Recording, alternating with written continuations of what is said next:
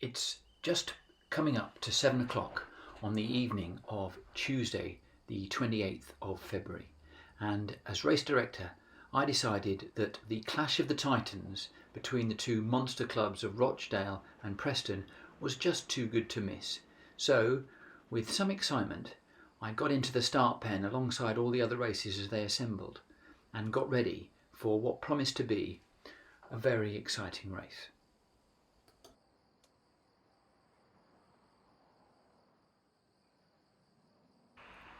With 20 seconds to go and with more than 50 riders in the start pen, pulses were quickening. Also, a good bit of banter happening on the right hand side of the screen as a few people started to take the mick out of their clubmates. This was going to be good. Pro tip, see the power going up just before the tape lifts, because getting away fast in a race like this is important. Probably a bit cheeky, but as race director I got away quickly so that I could be sure to be in the front group. For those of you new to Zwift racing, it's important to know that you want to fly out of that gate and get with the group that you're going to race with. As you can see here, very quickly a group formed. We're pushing out some big power as we start on the neon landscape. This was going to be breathless and it was going to be hard.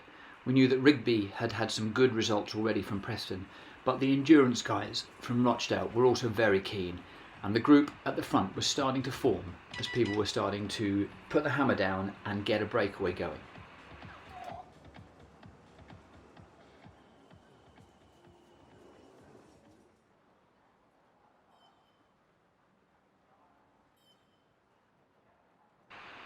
With the race just coming up to 1 mile completed or 10% done, a lead group had formed and managed to get a gap on the pursuers. There were about 10 or 11 riders in this group, and I was in there with them. I was trying pretty hard not to get to the front too often, not to interfere with the racing, but just to ride along and see how the action developed.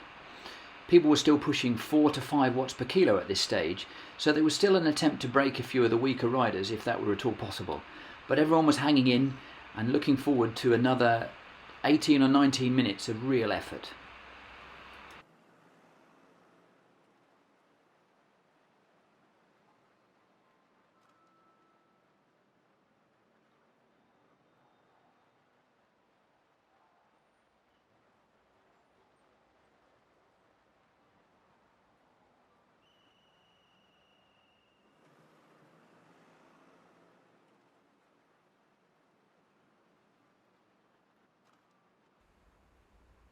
Going through 6 miles, and the lead group all was still together.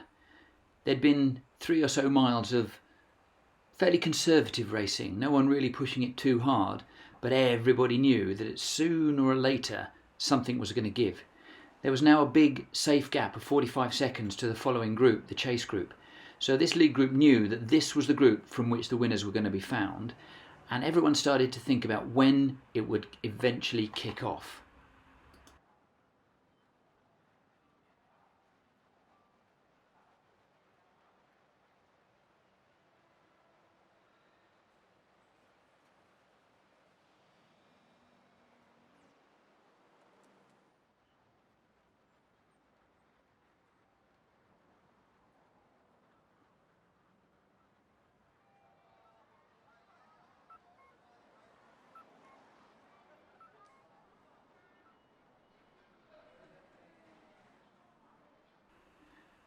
The answer came just as we approached 4.5 miles done. Until this point it had been a fairly balanced group, roughly 50-50 Rochdale and Preston riders, and then suddenly the power at the front went up to 10 and 9 watts per kilo as people started to make a break, taking the advantage of a small rise in the route. It absolutely blew apart. Important for me then, as part of the race, to drop out of the way now. Some might say it's because I couldn't stay with the hold the pace, but I would argue that it was because I didn't want to interfere with the formation of the two groups. What we saw was pretty quickly a small group of 6 managed to stay together at the front, and then a chase group of about 3 or 4 managed to form up together as well. Another selection had been made, and now the winners were going to come from this front group of about 6, it seemed. People were pushing pretty big gears and pushing pretty hard at this stage, and it really blew the race apart. Exciting stuff.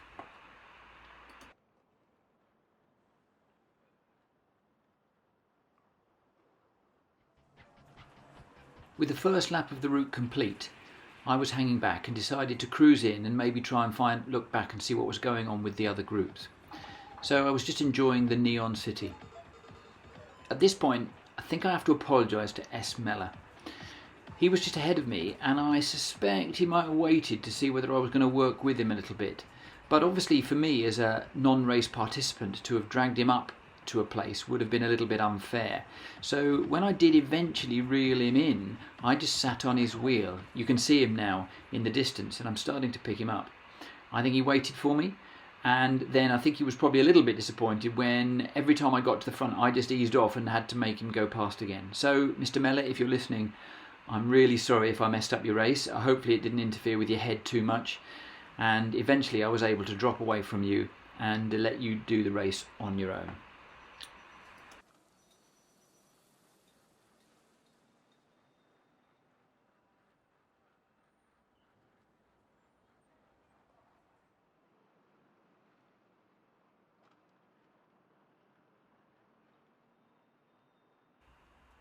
As I cruised into the last mile, I was able to really ease off and try and hold back to see the next chase group come through, to see how hard they were racing each other.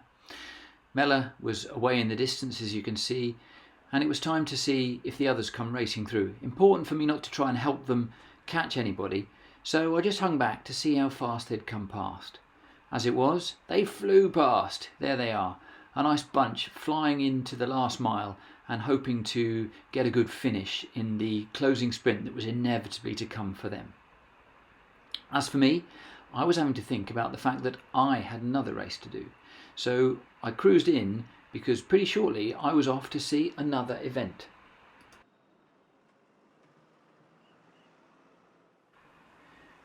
With a few hundred metres to go, time for me to head off and to disappear from the neon landscape in which this race was taking place and go and find the teams of Lancaster and Chorley, who were gathering elsewhere in Watopia ready for their race. I dropped into the pen, pleased to see that already there were a fair group of riders warming up on their turbo trainers. Time to see how this group would fight each other over their particular race.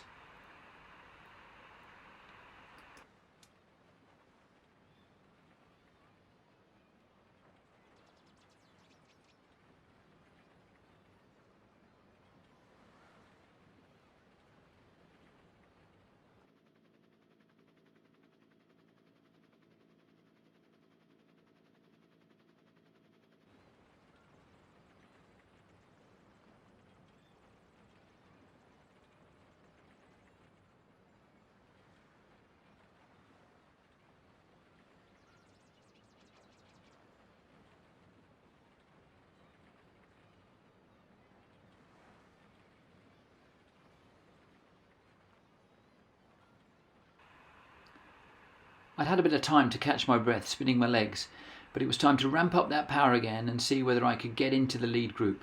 There seemed to be a good bunch of Lancaster riders and Chorley riders ready to do battle, and I wanted to see how the lead group in this race would be getting on. So as you can see, power ramping up and time to jump away at the gate as fast as we possibly can. Again, usual strategy, get out hard, get out first, and then wait for the group to form around you. So off we went.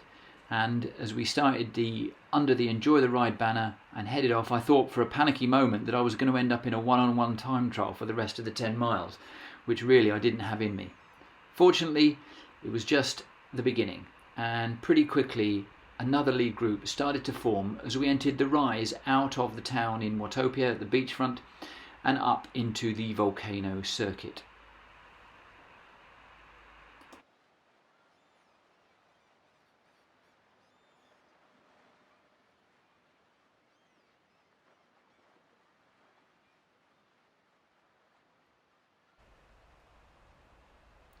Heading up onto the slopes of the volcano, a nice healthy sizable group with a good mixture of riders from both teams had formed.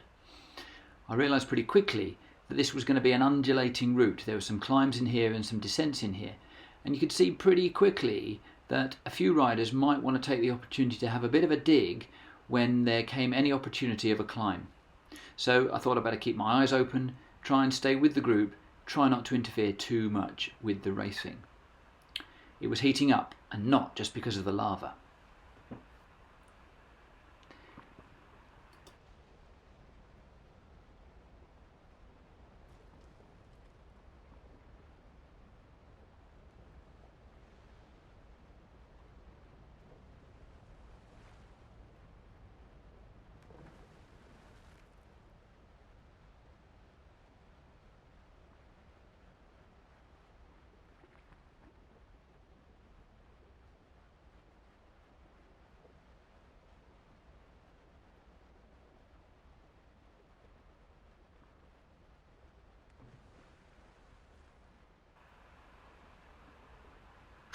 Trying to ride along with a route is sometimes fraught with a little bit of danger.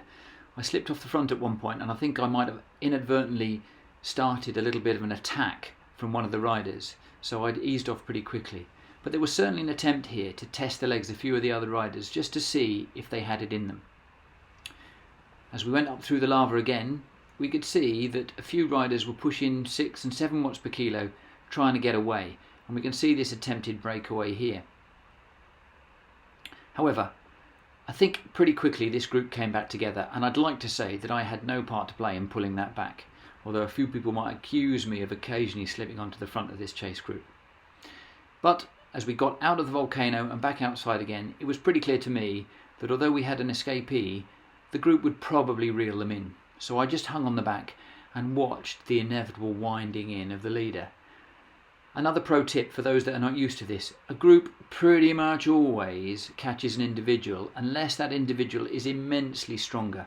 The drafting effect on Zwift is powerful, and it does mean that people get a lot of help when they're racing in a pack. So do try to find a group. If you head out on your own, you are risking burning an awful lot of your matches, only to find, like this rider, that the group just reels you in inevitably and inexorably.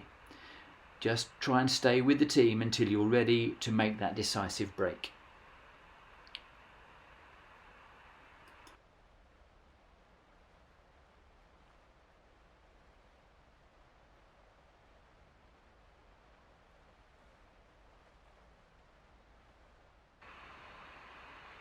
There were a few more attempts to get away, but none of them was successful. So it was as we closed in on 2 miles to go that finally the decisive break, again on a climb, took place. This was my cue to drop out the way. I could see at this stage that as we neared the end of the race, this was going to be fairly decisive, and splits were pretty much forming in the main group. So I decided it was probably wise to drop back. Again, I'd like to say this was not because I was knackered from finishing the second race in the day, although some may accuse me of easing up. However, it was good to see that that final decisive break was taking place, and the selection happened at about 2 miles to go. Time for me to cruise along, see if I could see what was happening further back down the course.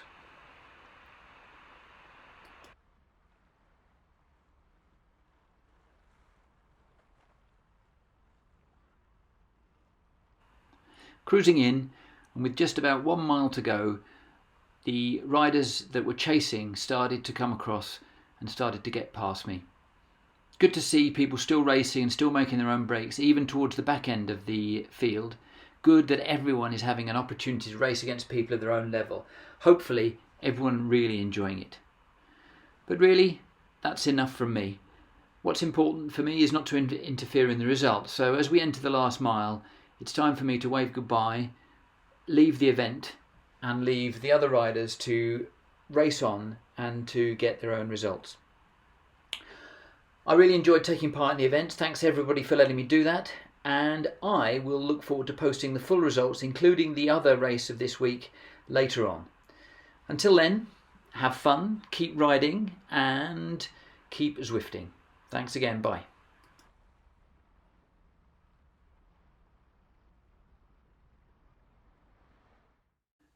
Oh yes, just one final thing from me.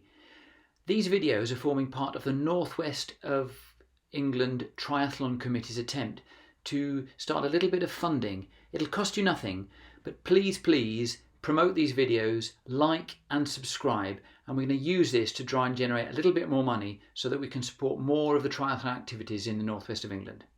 Thanks for watching, and thanks again. Bye.